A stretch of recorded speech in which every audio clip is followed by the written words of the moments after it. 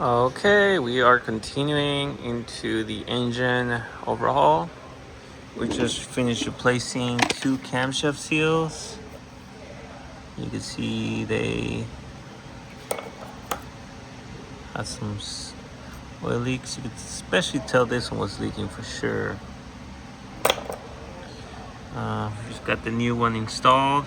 Just the way I did it is you put one of the old seals here with the sprocket in place, and then put the pulley and kind of squish it all together, and then that's enough distance for this to seal. For this one, I ended up taking the housing out and carefully top all the seal carefully. Make sure to lubricate the inside part with assembly lube. Like this one has assembly lube already installed in there.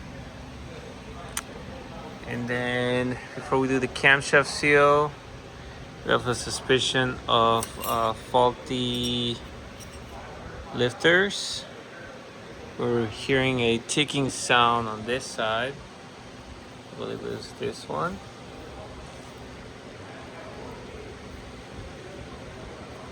That one's pretty stiff.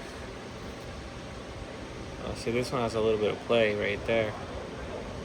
So I believe it was one of these two lifters causing the ticking noise.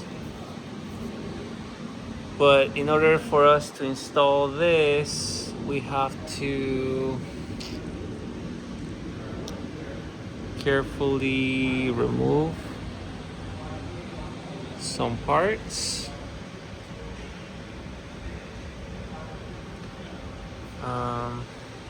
Yeah. Next step is to replace the lifters that are in here.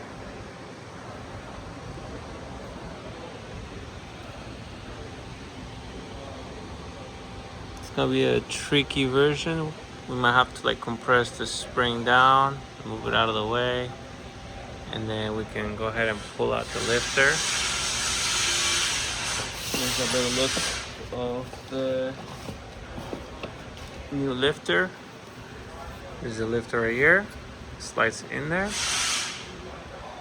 But yeah, that's the next step. We gotta take all the old rocker arms out.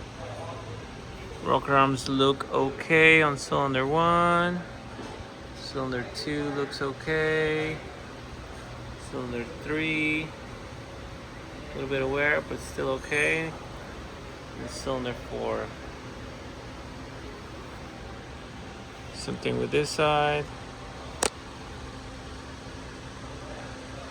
Not too bad.